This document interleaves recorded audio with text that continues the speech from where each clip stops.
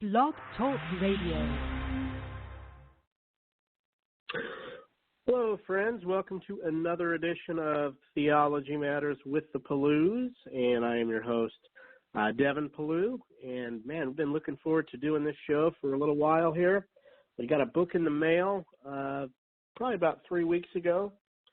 New book called Humans 2.0, The Scientific, Philosophical, and Theological Perspectives on Transhumanism. And it came from our good friends at Reasons to Believe Ministries. And we've had Professor Samples on the show numerous times to talk about his books.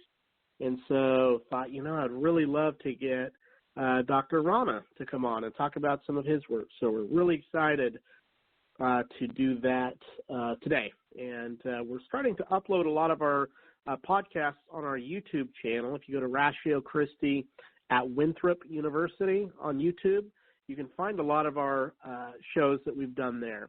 If you're new to the show, if you've never listened to Theology Matters before, it's a podcast we've been doing for about 7 years, and we do all kind of different theological and apologetic topics. And we have numerous debates that we have hosted on the show, Roman Catholicism and Protestants, atheism, Christianity, abortion, Mormonism, etc. And we've also done pretty much bringing in experts to talk about a different topic every week as well. So we have all kind of topics from the occult to Satanism to Islam, all kind of good stuff. So next week we're going to have a show dedicated to answering a lot of the questions from our LGBTQ friends, those who think that Christianity maybe is wrong on their view of sexuality. So we have a lady who was in that lifestyle for a while and has done a lot of research and work and has come out of it and is a Christian and takes time to answer a lot of those objections. The week after that, we'll actually be having Dr. Paul Copan to come on the show and talk about his new book, What Would Jesus Eat? The Biblical Case for Eating Meat. And really excited about that book as well, as him and his co-author look at a lot of the arguments that vegans give and just kind of respond from a biblical point of view. So if you go to Theology Matters with the Pellews, you can find our Facebook page. We upload our shows there. We're on Android and iTunes at True, capital T-R-U, Radio. And then also if you go to Ratio Christi at Winthrop, you'll find a lot of our work there. So really excited today. Melissa has some stuff going on, my beautiful wife. She normally co-hosts with me, but today she's not able to. So I was able to find a good replacement in my friend Jesse Pearl. And Jesse was one of our Ratio Christi not chapter director, but student president when we first started and put a lot of work into that. So Jesse, are you there? I am. Thanks. You're very kind. The only thing that's good about me is Christ. So all glory to him. But yeah. It's good. It's good. Spoken like a true Anglican there. So maybe just talk for a minute real quick before we bring in Fuzz. And he told us to call him Fuzz. I don't like doing that. I'd rather call him Dr. Rana, but I'm going to do what he says to do. So we'll do that. But we'll bring him in just a second. Jesse, talk for a minute about how did you get into apologetics and theology, and why is this issue of transhumanism, why is that important to you? Yeah, so I think for me, kind of the apologetic side started in high school. I had, as I'm sure a lot of young people have, a friend who was an atheist, and just talking about different sort of Christian issues and philosophical topics, like I really had to know my stuff and understand where Christians are coming from and also where he's coming from and be able to articulate that. And so then whenever I got to college, really kind of dug deep into theology.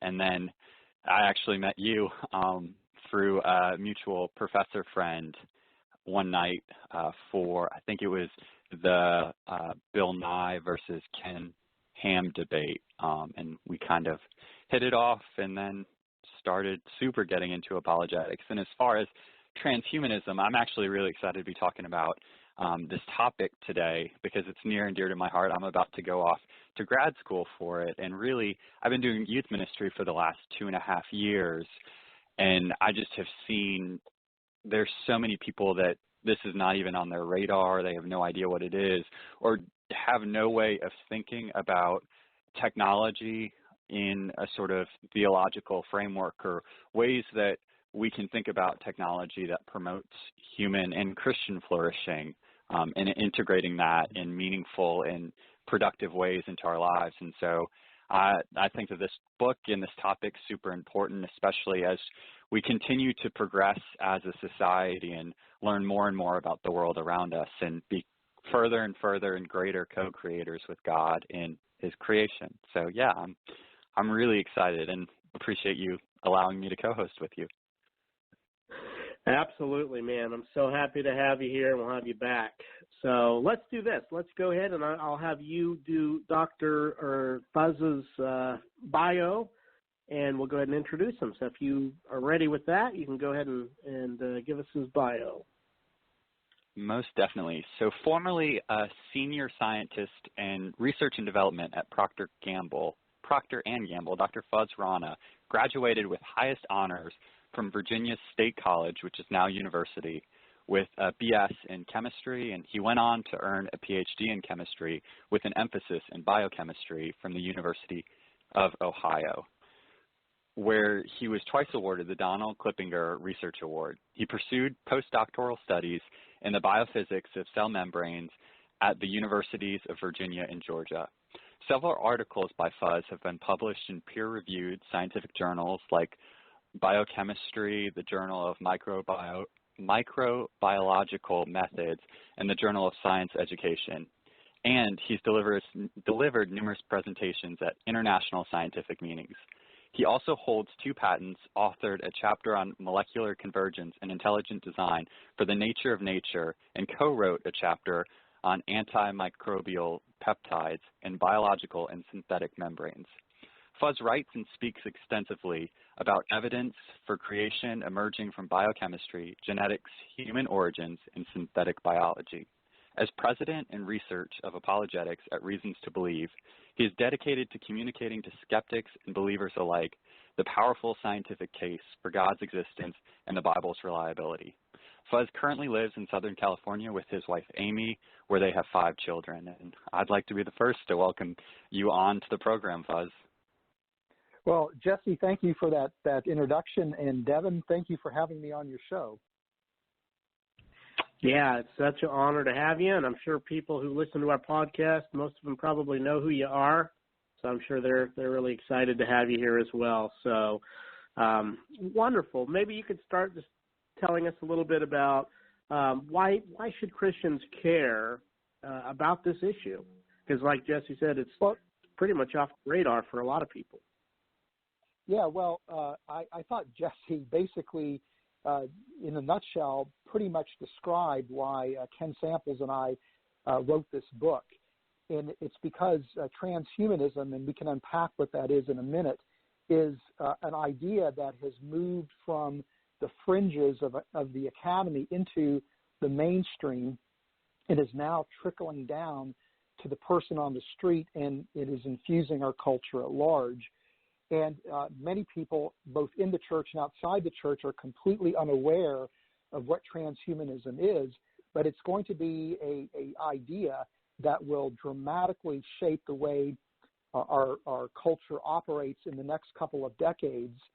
And we felt that it was really important for Christians to understand what transhumanism is, to put it on their radar screen, but then to give them some set of tools or a framework to begin to think about transhumanism, but more appropriately and more importantly, to engage our culture when it comes to transhumanism, to engage our culture well with the idea of utilizing the interest in transhumanism as a way to build a bridge to the gospel.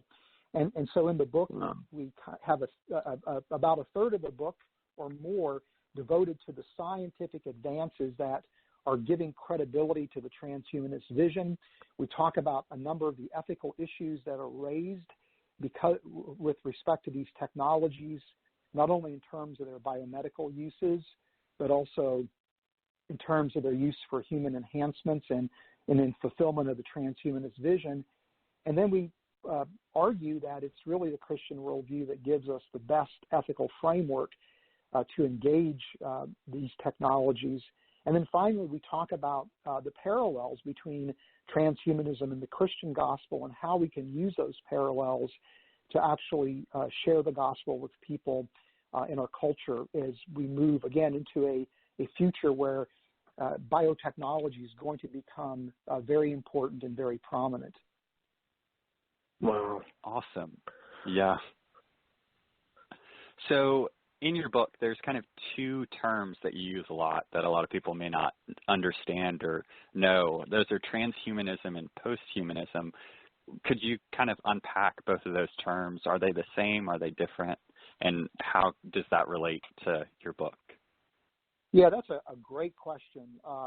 And those two terms are intertwined, but they really are referring to distinct ideas. Now, transhumanism is actually an idea that has a scientific, philosophical, and even a theological set of components to it.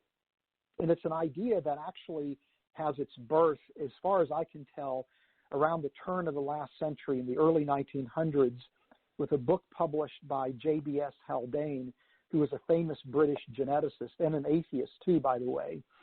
And Haldane wrote a book called The Atlas, where he was projecting what the future would look like.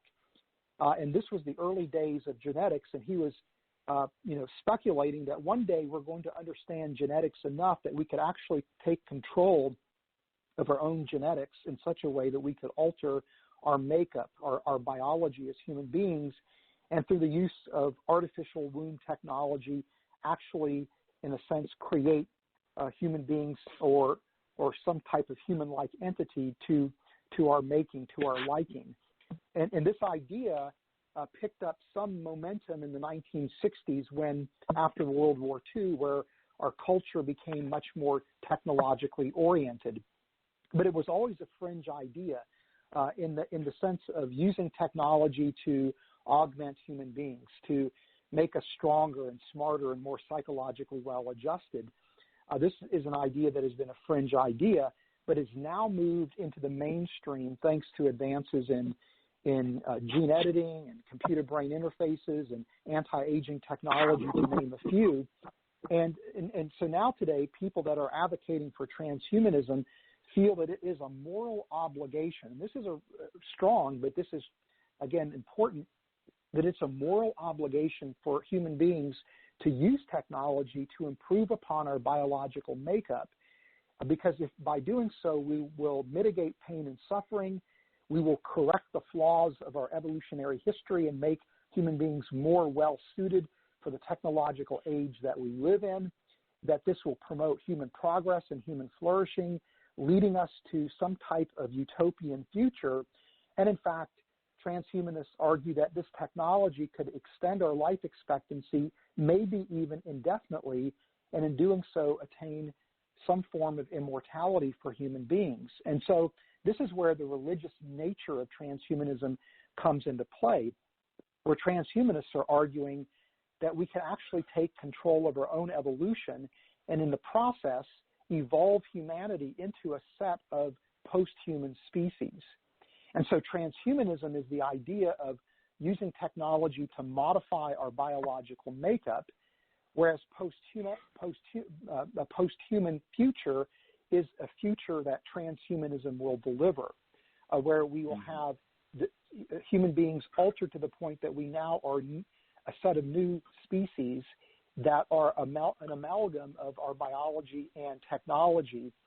And in fact, people also argue that with this technology, we might be able to create animals that have a sense of sentience, self-awareness, that would be more human-like, and that they should be granted the same rights as human beings would be granted. There's also this idea in a post-human future of artificial intelligence creating, again, entities, machines with sentience, and that they too should be part of this of our society, granted the same rights again as human beings. So posthumanism is kind of the product of the transhumanist vision, though it's more encompassing, including artificial intelligence and even, modified animals. Wow. Interesting. So post-human. Oh, sorry. Go ahead, Devin.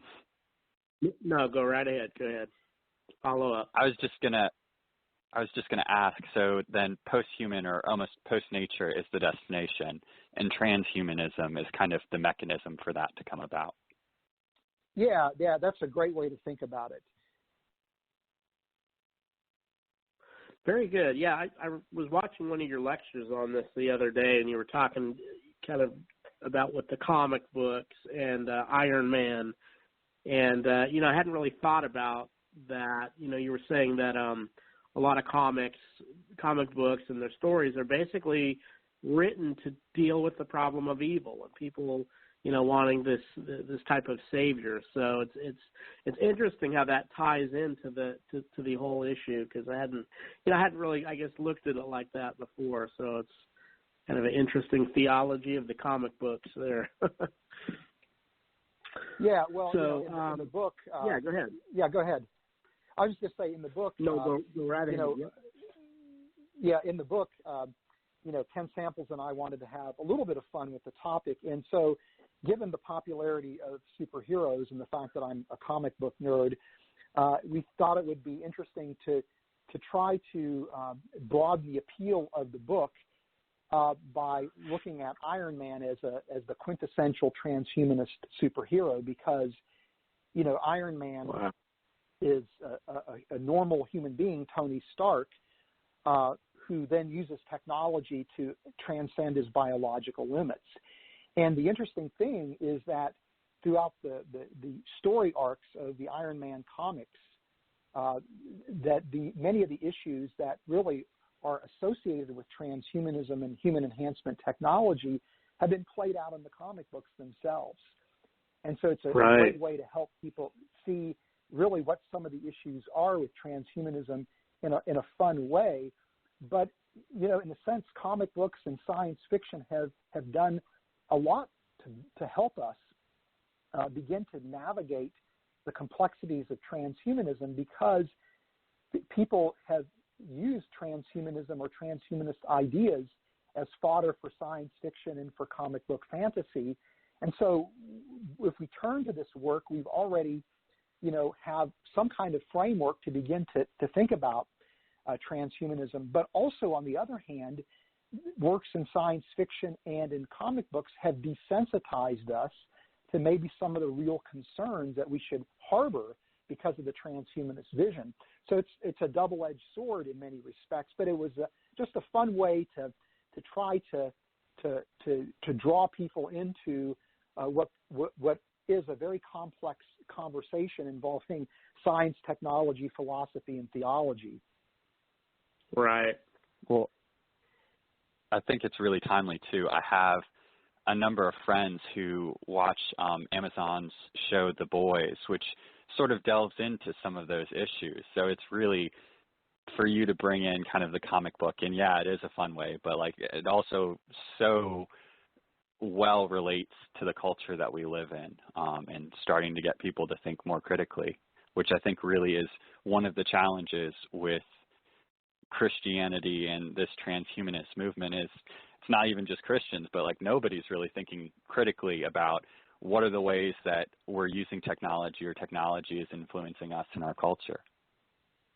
Well, not to belabor the comic book point, but again, I'm a comic book nerd, so I'm sorry about that. But the thing is, I think one of the goals that we should all have as Christians is to make connections with our culture in a way that allows us to engage our culture in a meaningful way with the gospel. And there's just a fascination with comic books and comic book superheroes today in our culture. And I think there's so many themes that comic books bring up that are related to the Christian faith Devin, you mentioned the problem of evil and the fact that comic books represent a form of a theodicy, or we see savior figures. We see, the gods, so to speak, that have been, that are the comic book superheroes, the gods of our culture, in the same way that you would see gods in ancient Greece or in ancient Rome. And so there's a lot of, religious connections that we can make to the comic book phenomena, and build bridges to the gospel, where we could easily get into conversations with people about comic books and comic book superheroes, and what a great and a natural segue to the gospel. But in the same, right. in a sense, that's also a metaphor for what we're trying to do with this book on transhumanism. The ideas behind transhumanism can be extremely frightening, and our first reaction is to condemn it. Is to pronounce this as being unwise, or to try to ignore it, saying there's no way that this is ever going to happen. And what the message of the book is really, we've got to think about how do we engage this idea, and how do we play a role in shaping what our future is going to look like through a Christian worldview perspective. But more importantly, again, how do we find those connection points to the gospel in a transhumanist world? And so, in a sense, the use of the comic book metaphor in the book had double purposes, and that was, again, to try to not only introduce the topic in a fun way, but to get people to think about using comic books as well to share the gospel. Yeah, I think it's brilliant. I think that was really, like I say, that it hit home with me and just made me think of, in a way I hadn't thought about comic books before. So I thought that was cool. Real quick, let me give the number out. If anybody out there would like to call in and talk to Dr. Rana, we would love to have you call in with your question. You can call at 619-768-7314, 619-768-7314. You touched on this a little bit, but maybe, I don't know if you wanted to expand a little bit on it, but about what are your thoughts on the melding of humanity and technology? Yeah, the challenge with transhumanism and human enhancement technology is that the ethical and the theological issues are incredibly complex. We're operating in areas of gray. There's no black, there's no white, unfortunately. And, the problem is that much of the technology that is enlivening the transhumanist vision and making it making transhumanists have the hope that a transhumanist future will soon be upon us are technologies that in a biomedical context could be transformative for people's lives, people that are suffering from genetic disorders for which there are no treatments, or people that have suffered brain injuries or stroke and they're locked in, they can't communicate, but yet there's still stuff going on in their brains and in their minds. You have people that are amputees, that are immobile because they're paraplegic or quadriplegic. And so, the technologies in gene editing or computer brain interfaces is literally going to change these people's lives. And our first reaction is that if we start to manipulate ourselves, our biology with technology, if we start to meld our biology with technology, we're going to dehumanize human beings. We're going to strip us of our identity as human beings. And that's a very genuine and real concern. In fact, that's one of the themes in the Iron Man comics. When does Tony Stark end and Iron Man begin? As they increasingly become melded together. But on the other hand, for somebody who is locked in or who's a quadriplegic or a paraplegic who lacks mobility, these technologies, though it may, again, because these technologies may alter their biology, it could actually help them to recover some of their humanity, if you will, that they could have perhaps lost because of a stroke or because of a brain injury where they can't communicate, but yet they still are capable of thinking. The ability to communicate rehumanizes them, if you will, or helps to recover that part of their humanity that they've lost, or to give somebody mobility and independence when they've lost that because of an injury or because of disease is so really very important. And so I'm not opposed necessarily to melding humans with technology for biomedical purposes, or even for some kind of limited enhancements. There could be very good reasons why somebody needs to modify themselves, biologically speaking, but it's done in a way that is actually important for them as an individual. It helps them to achieve or accomplish something that is really very important and meaningful and worthwhile to accomplish. But there is intuitively a line that I think we can cross, and the challenge is I'm not really sure, even after having written this book, where that line exactly is. But this is why it's so important, I think, for Christians to really understand the science and the technology that's fueling transhumanism and the transhumanist vision. We've got to do our homework, and it's going to be hard homework, but we've got to do it. Because as we understand that technology, we're going to have a better sense for where that line actually is, and it may very much be on a case-by-case basis and not even a blanket approach to the technology, but almost a specific application of each of the technology where we evaluate each specific case.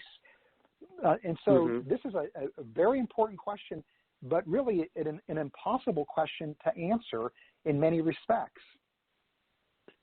Yeah. Well, along with that, then, do you think that transhumanism kind of as a movement suffers from the heap paradox, or the idea that you can take a grain of sand from a pile of sand or a heap of sand one by one, and taking one grain away doesn't make it not a heap, but eventually if you keep doing it, suddenly you only have a grain of sand left? Yeah, that's a great, I think that's a great point that you're making, Jesse. And you know, that it's, again, the heap fallacy or the heap paradox. You know, I mean, and another problem that transhumanism suffers from is related to that in some respects, I think, is something called the salvation paradox. That is, the goal is to save human beings, to grant human beings a form of immortality. But if we alter ourselves with technology to such a degree that we no longer are truly human beings, but we're something of our own making, we're a post-human species or a collection of species, then what we've actually saved is not us, but what we're saving is that which is our creation, and in the process, we've actually led to our own demise, to our own extinction. And so these are some of the I think the very serious problems with the transhumanist vision that I think oftentimes are overlooked or neglected by transhumanists who I think are incredibly optimistic, but at the same time incredibly naive about what their vision could actually result in. Well, with that, and kind of being slightly naive or maybe too naive or optimistic, as far as evaluating some of these technologies, like in your book you mentioned gene editing or biological computer interfaces, what degree do you think we should weigh the present considerations of the technology that, you know, if we edit genes, we might be able to get rid of certain genetic diseases that cause an untold amount of suffering, with future conditions that we might ruin the gene pool or give 5 or 6 generations down the road the inability to reproduce or something like that? Yeah, great insightful question. And you know, when it comes to decision making about which technologies, you know, as human beings that we should pursue or we should set aside, people that work in the philosophy of technology have 3 different models for how to make those decisions. One is called the cost-benefit analysis, which is pretty self-explanatory.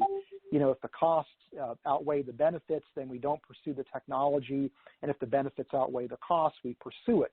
And of course, that's a rather coarse and crude way to deliberate about technology. And the other mode is called the precautionary principle, where we look at the prospective misuses of the technology, and if a misuse is so great, even though it may be a remote possibility, then the argument is we shouldn't pursue it because, again, that potential risk could be so devastating that it's not wise to pursue the technology. And then there's a third approach called the precautionary principle, where the argument is that we need to pursue the technologies, because if we don't pursue the technologies, there's no way that we ever are going to be in a position to understand how to properly manage the technology, and that by not pursuing the technology, there's also risks that are associated with leaving technology undeveloped. And so those are three models. None of them are completely satisfactory, but to me, I think something that is a hybrid of the precautionary principle and the precautionary principle is probably what we want to pursue. And, one of the things that Ken Samples and I do in the book is to point out that if you try to deliberate about how to use these technologies from the standpoint of secular bioethics, which involves consequentialism and utilitarianism, you don't get very far very fast. Those systems don't work well. They break down quickly. And we argue that even though the Christian worldview has produced an ethical system that is, 2,000 years old, that ethical system is incredibly robust and is actually capable of navigating the complexities of transhumanism. And it's because human beings, according to the scriptures, are made in God's image. And the implications of that idea are so profound, but yet are so powerful in terms of creating an ethical framework for biotechnology. Because, we know that every human being has infinite worth and value. So because of that, we want to do whatever we can to mitigate human pain and suffering, to promote the flourishing of human beings, to make sure that there is genuine justice in the world that we live in. But we also see that because we're made in God's image, we've been granted dominion over the creation. And I believe that part of that dominion is essentially the authority that we've been granted to develop biotechnologies. And so the issue isn't, playing God, because I would argue that because we're made in God's image, we have no choice but to play God. To me, the question becomes, are we trying to take God's place? And so there's a strong mandate that we have for, I think, developing biotechnologies in light of promoting, again, human progress. But we want to also recognize, and this is part of the Christian worldview, that these technologies could be used in ways that are unjust or in ways that would exploit human beings. And so inherent in the Christian worldview is this recognition that while we want to mitigate pain and suffering, we recognize that there's a line that we can't cross, and that line would be the loss of human dignity and the exploitation of human beings. And yet it's also a worldview that promotes the development of technology at the same time. So to me, it's an incredibly powerful worldview that I think could be effectively applied on a case-by-case basis to really give us genuine guidance. And we illustrate how that would work with respect to gene editing, the CRISPR gene editing revolution that's taking place, where we show how that framework helps us to make, I think, really robust decisions that allow us to have our cake, but also eat it too at the same time with regard to the technology, where we can promote human flourishing and protect humans from exploitation. Mm. Great stuff. Very good stuff. Folks, we're going to take a quick break, and you want to come back for sure and join us if you want to call in at 619-768-7314. That would be great. We would love to hear from you and take your calls with Dr. Rana, and we'll be back right after this. It used to be that in order to engage with people from other religions, we had to send missionaries out to faraway places. But in the 21st century, we have become a global culture. Now, instead of us going out into the world is coming to our back door. It's not uncommon these days for us to encounter a Muslim coworker or Hindu parents at our kids' soccer practice. Now, everyday situations ought to be opportunities to interact with a diversity of religious perspectives. The challenge is, how do we do that? That's why I wrote the book, God Among Sages, I want to offer a practical tool to help equip Christians to confidently compare the prominent icons of the world's religions and see how Jesus rises above the rest. I'll help you demystify the beliefs of other religions so that you can confidently share your faith with others. It's my desire that God Among Sages will ignite a passion in your heart to start strategic conversations with the people in your life who need to find the eternal hope that's only offered in Jesus.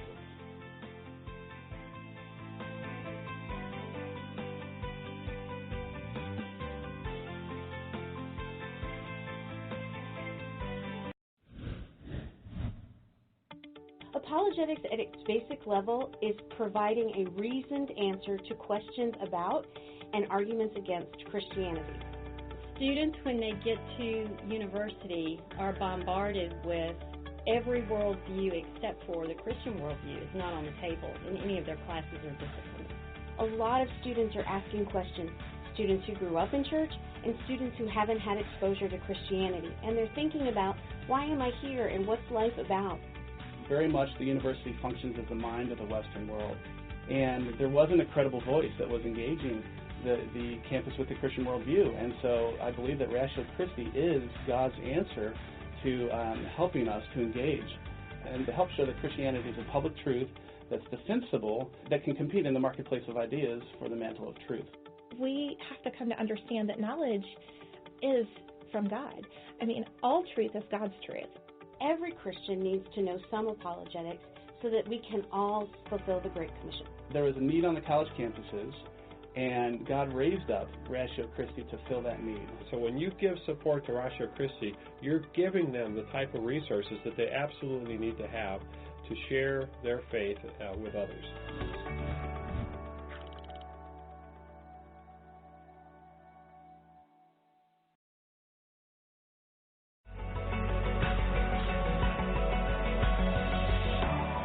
Here's your apologetics tip of the day.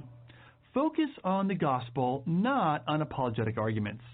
You know, sometimes we're so eager to try out our arguments that we initiate discussions about some apologetic subject as if that's the most important thing to discuss.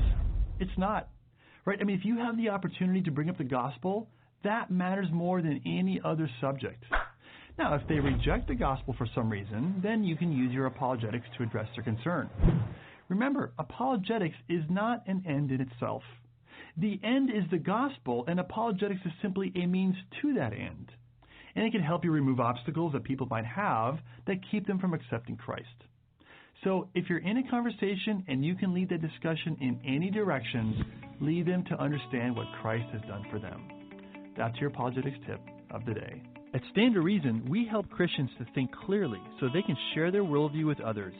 If you want to see more videos like this one, go ahead and click the subscribe button. CSN International, the Christian satellite network, broadcasts to well over 300 stations nationwide, all from right here in Twin Falls. CSN is the station for solid Bible teaching and the best modern praise and worship. Tune in at 4 p.m. for CSN's live call-in program, To Every Man an Answer, with Steve Matheson, and Sunday mornings at 10:30 for a live broadcast from the river. Listen on-air locally at 89.9 FM or online at csnradio.com. CSN International, where God's Word is heard. Welcome back, folks, to Theology Matters, and we have our guest, Dr. Fazale Rana, on, and we are looking at the issue of transhumanism and looking at his new book, Humans 2.0. We would really encourage you guys to get a copy of the book. You can go to Reasonable Faith. I'm getting it all confused. Reasons to Believe. There's Reasons for Faith, Reasons to Believe, Reasonable Faith.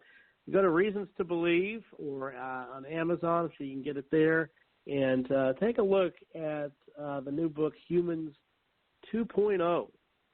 So, Dr. Rana, one of the other questions I guess we wanted to ask was, and again, you've hit on some of these before, but just wanted to hear a little more maybe expounding about, is there currently any kind of ethical regulation on transhumanism? The bottom line answer is not really. For example, if you look at CRISPR gene editing, this is an incredibly powerful gene editing technique that is relatively easy to use and is incredibly inexpensive. And people are looking at CRISPR ushering in another revolution in molecular biology, where through this gene editing technique, we can literally alter at will with high precision the genomes of organisms, including human beings. And so with this technology, you could correct a defective gene, you could splice out or delete a gene from the human genome, like let's say a gene that is part of the HIV virus that will have its genetic material incorporated into the human genome. So it's a very powerful technique that could, again, treat not only genetic disorders, but a number of viral infections that cause a lot of human misery. But because the technique is so inexpensive and so easy to use, it's essentially widely available to anybody who wants to use it. And so, for example, you can, for under $200, you can go to Amazon and order a CRISPR gene editing kit and have it delivered to your house the next day, and do gene editing experiments on your kitchen counter. This is how inexpensive and how powerful the technique is and how easy it is to use. And in fact, it's even spawned what's called a DIY, do-it-yourself biology movement, where people in that movement are actually arguing that these highly sophisticated techniques shouldn't belong to the academic elites who are trained as scientists, but should be available to everybody to make use of. Now, the problem here is this, that the scientific community that has played a role in developing CRISPR-Cas9 gene editing has organized symposiums, where those symposiums have issued recommendations as to what the gene editing technique should be used for and what it should not be used for. So there are very strong recommendations from these organizations against actually doing gene editing on human embryos, with the concern that this would permanently alter the genetic makeup of that human individual, and that genetic alteration could enter into the human gene pool. Plus, of course, working with human embryos, even for people that are not necessarily pro-life, still creates disquiet and discomfort. And so people recognize that really we shouldn't be doing gene editing at this point on human embryos. But in spite of these recommendations that many people in the scientific community who are responsible would readily agree to, you have people that are looking to skirt these guidelines. And we all are familiar with the two, at least the alleged twins that were born in China that had their genomes edited so that they would have an inherent resistance to the HIV virus. And so people can skirt around these issues. Or there's a scientist from the Salk Institute in San Diego, a highly respected research institution in the United States, who traveled to China, and in that regulatory milieu was able to produce the very first human monkey chimeras, where this researcher and his collaborators are creating embryos that were an amalgam of monkey cells and human cells.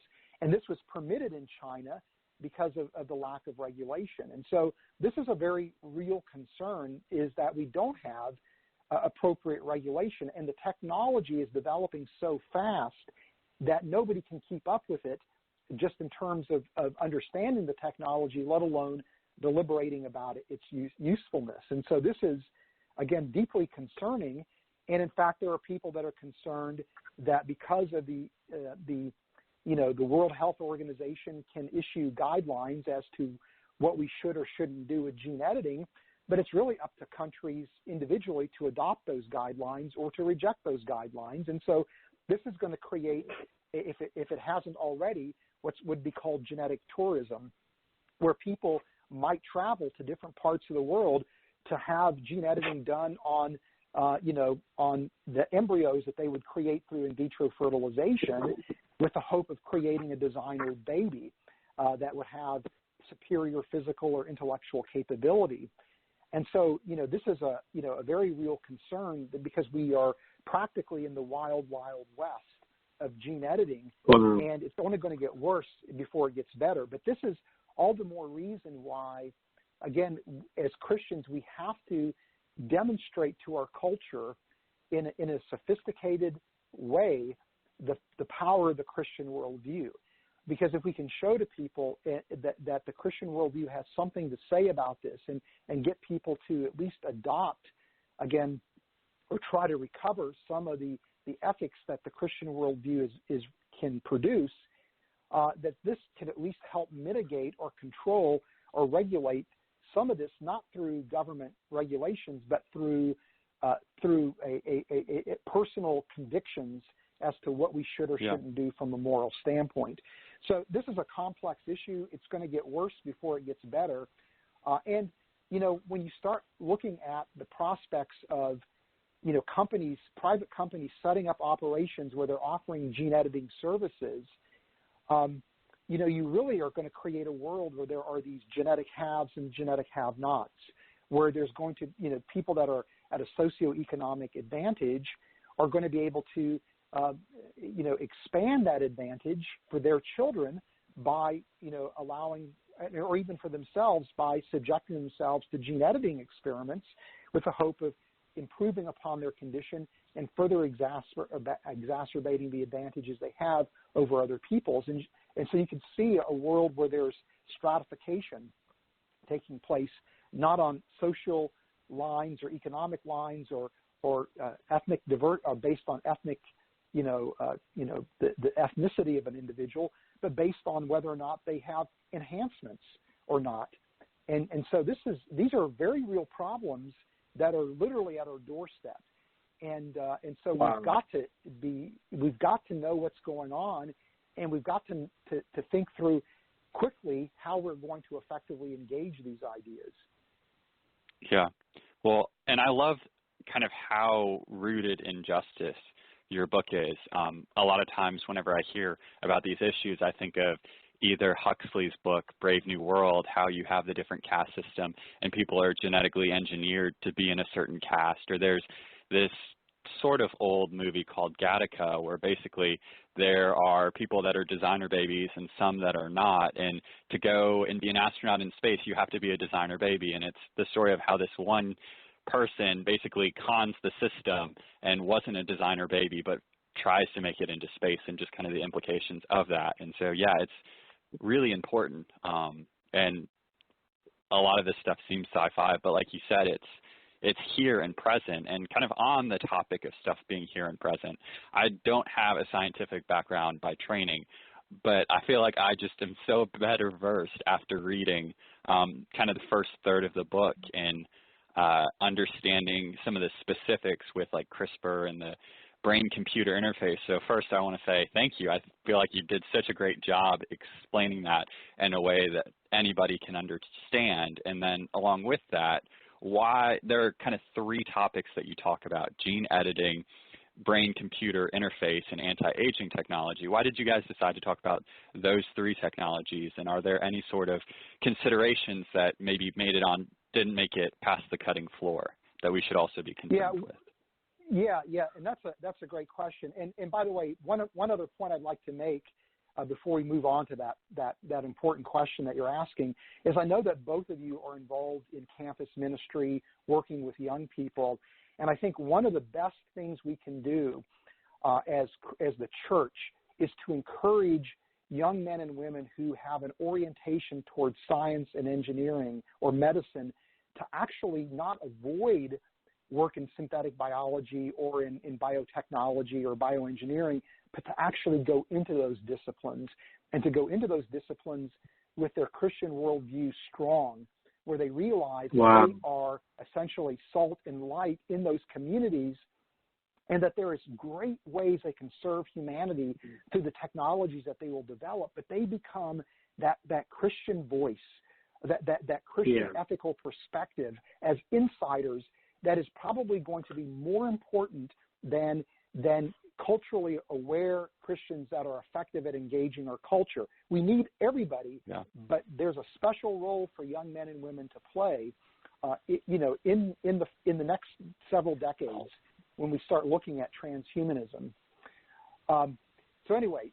So I applaud both of you for your work with young men and women it's so vital, it's so important, and the role that you're playing, for the kingdom of God is immeasurable.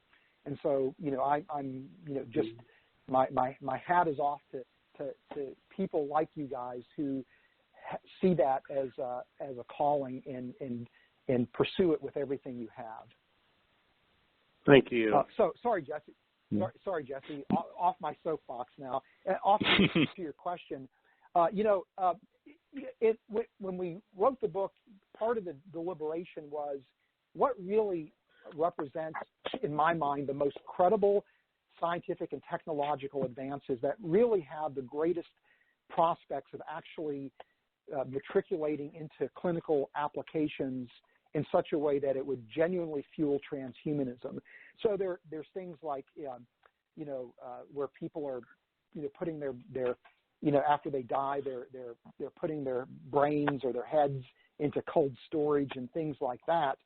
To me, that type of stuff seems to be, I know that people are doing that, but to me that doesn't seem like a legitimate or a credible technology. There's a lot of stuff happening in pharmaceuticals and in nanotechnology that we didn't really get into simply because, to me, the gene editing and the computer-brain interface technologies are those that, again, I think have the most likelihood of really matriculating into application, but those are also the technologies where you literally have the potential to alter the biological makeup of human beings. Whereas, there's a lot of people looking at the use of pharmaceuticals to enhance our intelligence or physical strength. In fact, people are utilizing anabolic steroids in that way, in sports. But while those drugs may have lasting impact, there's still, you can stop taking those drugs and, at least in principle, return to our natural biological makeup, right? And so I just decided that it probably wasn't worth pursuing that in the book, though it is going to be part of the transhumanist vision. When you write a book, sometimes things wind up on the cutting floor. So now anti-aging technology was something else we pursued because we are learning an incredible amount right now about the biology of aging. And there are highly credible biogerontologists who really think that the problem that we're confronted with in biomedicine is not diseases like heart disease or cancer, but it's actually aging, that they're viewing aging as not a natural part of our biology, but actually a disease. And so they're treating aging as if it was a disease, trying to cure aging, cure human beings of aging. And the progress in this area is fast enough, and the way the mindset is changing is significant enough that I think anti-aging technologies will be very much part of what drives transhumanism. And the thing is, I think anti-aging is insidious enough that it could make transhumanists of us all, because we all are trying to do everything we can to extend our life expectancy and the quality of our life. And so it's going to be very easy to get sucked into the transhumanist vision through anti-aging, more so than gene editing or a computer-brain interface. I would have a lot of pause for thought about gene editing myself or attaching an interface to my brain, even though there may be the prospects of what they may produce for me may be very real. But anti-aging stuff, I'm already thinking about how can I extend my life expectancy. So, that's where I think the transhumanist vision could infiltrate not only our culture at large, but our church in a very real way, because of the interest we all pay to delaying the aging process.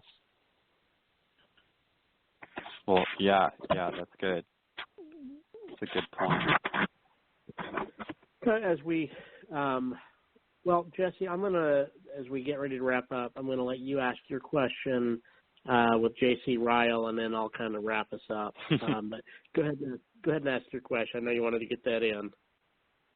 Yeah, so as an Anglican, I'm a big fan of J.C. Ryle, and he always tries to write things thinking of kind of the common man or whoever's in his congregation. And so I think kind of in how does this apply to the lowest common denominator? So for the Christian mother in rural Uganda, what's the takeaway from Humans 2.0? Like, how will this impact them, or what are some ways that they can think about this that maybe it would impact them? Yes.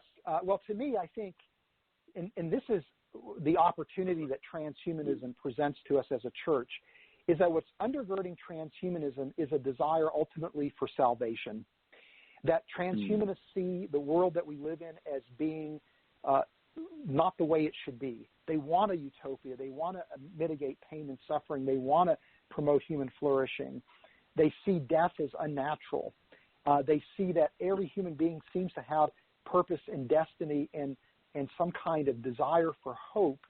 And, for transhumanism, what people are doing is turning to technology, which makes sense in a world that is secular, that is so influenced by science and technology, but they're turning to technology as the mode for their salvation. But in the process, what they are doing, transhumanists are exposing the need that we all have for essentially a sense of hope, purpose, and destiny, and a desire to escape the ultimate enemy of humanity, which is death. And this is exactly what the gospel offers us. And so I work in a ministry that looks at the scientific case for the Christian faith, and the reason we do that is so many people erect scientific objections to Christianity as barriers to the gospel. But what transhumanism is doing is laying bare the need that every person has for what the gospel offers. And so transhumanism, in my mind, represents a counterfeit gospel, and it's going to be the chief competitor to the Christian gospel in years to come. But if we are able to show, again, why transhumanism is truly a false gospel, and we have a chapter in the book exposing why transhumanism is a false gospel, and at the same time we're able to articulate the gospel in a way that resonates with the need that every human being has, transhumanism becomes an opportunity for every Christian to engage other people in our culture, regardless of whether you're a PhD in science or you are just a layperson without an education whatsoever. Every person has an opportunity to use transhumanism to express the gospel and to help people see that Christ alone can fulfill the need that every human being has. Well, it sounds like we've got quite the challenge ahead of us, but an exciting opportunity. Yes, and as Christians, we always need to look at our culture and say, again, where's the opportunity for me to connect the gospel to what's happening in our culture? And transhumanism is one of those opportunities. Amen. Thank you so much for coming on. Maybe you can tell us a little bit where people can find your work and the work of Reasons to Believe, and where they can help support you. Sure. Well, if people go to our website, reasons.org, they can actually get a copy of Humans 2.0. And in fact, for the remainder of this month, the month of August, if people donate any amount to the ministry, we will actually send a copy of Humans 2.0 to them as a thank you, as a gift from us to them. So if people want to get a hold of the book and also want to support our work at Reasons to Believe, it's a win-win situation. Or if people just want to buy the book, they can get it at reasons.org through our online site, or they could go to Amazon and get it there. There's a Kindle version of the book that's available as well.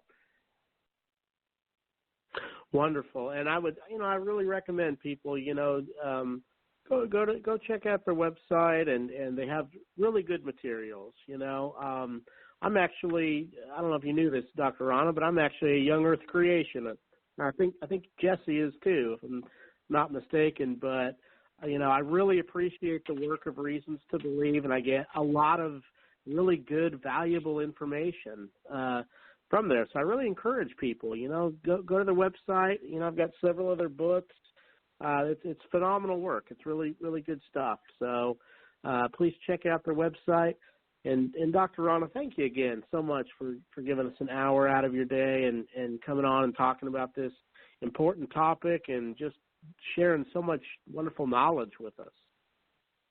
Well, thank you for hosting me, for having me.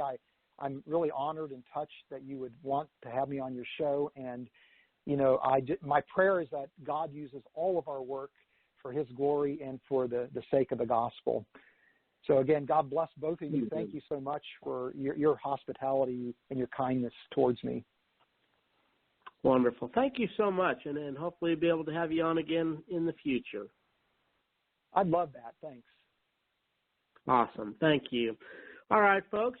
Next week we will have our friend Cammie on, and we're going to be Cammie Hodjon, and we're going to be looking at how do we answer objections from the LGBTQ community. It's going to be a really good show.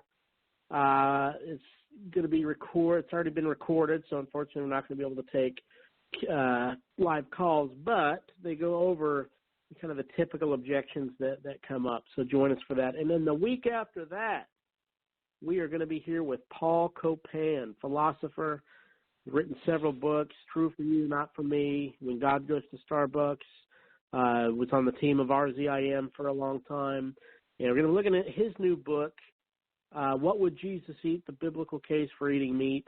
And we're going to knock down a lot of those vegan arguments. Not that there's anything wrong with being a vegan if that's what you choose, but there is, within some of them, seems to be an aggressive worldview that, says eating animal products is a sin, and et cetera. So we'll get into a lot of those issues. So thank you again for joining us, Jesse. Great job, man. Thanks for having me on. It was super fun, and thanks again to Fuzz for being willing to talk about these really important issues and putting in all the time, both him and Ken Samples, to write this book. I think it's really, really important that Christians are made aware of some of these issues that he brings up in his book, and ultimately, he lays out why transhumanism is a false gospel and how then we have the opportunity, which I think is really exciting, to share the gospel and point out that it is a false gospel. So thanks for letting me be part of it. I really appreciate it. I'm thinking in a few years, man, I'll be interviewing you. You're going to be the expert on transhumanism. Maybe. I don't know. I feel like I still have a long way to go, but we'll see. I would love to come back on, though. And we'll definitely have you back on. But, you hear someone like Dr. Rana start talking for about 5 minutes, and you realize when you think you know something, all of a sudden you hear someone like him, and you realize, man, I got a long way to go. He is so, so smart. So, awesome. Yes. Great job, man. We will have you back to do some co-hosting with us. And thanks again, man, for all you do. Yeah, thank you. Likewise. God bless. All right. God bless, my friend. All right, folks, join us again next week for Theology Matters. Yeah. In that time, same mic check. 1, 2, 1, 2, 1, 2 for you. Yeah. You know what I'm saying? Word up. It's that biblical theology study of the person of God, attributes. God's word is like a breeze in the tropics, and Jesus got the keys to the cockpit. He's the king, the priest, and the prophet. So please watch as we proceed with the topic. And that's biblical theology. That phrase alone, they give some people allergies. They say it's not practical enough. Just give me Jesus, that will be enough. That seems plausible and logical. Nobody wants to be all cold and theological. But being a theologian's not optional, because when you talk about Christ, you're saying something doctrinal. Either it accurately portrays his majesty, or it's a travesty, or worse, blasphemy. You can do a global search. This mark is crucial to the health of a local church. The Christian life is a difficult odyssey. The faithful are a statistical anomaly. The enemy wants to trick us hypnotically. That's why we need that biblical theology. Lord God, deliver us from apostasy. The human heart is given to idolatry. The situation is critical. We gotta see the importance of biblical theology. What do I mean by biblical theology? The whole theme of the scripture, and God's the key. It's following the Bible storyline, and the ultimate goal is seeing God's glory shine. What he starts, he finishes with dedication. A work of art from Genesis to Revelation. From God's creation creation. To man's fall, to redemption, to consummation. His designs and structure each time will fluster. What mind can instruct the divine conductor? His worthiness sits enthroned in the heavens, sturdy and fixed. Romans 11:36. Biblical theology encompasses who God is, what he promises and accomplishes. So clever, we behold his endeavors unfold. The greatest story ever told. The Christian life is a difficult odyssey. The faithful are a statistical anomaly. The enemy wants to trick us hypnotically. That's why we need that biblical theology. Lord God, deliver us from apostasy. The human heart is given to idolatry.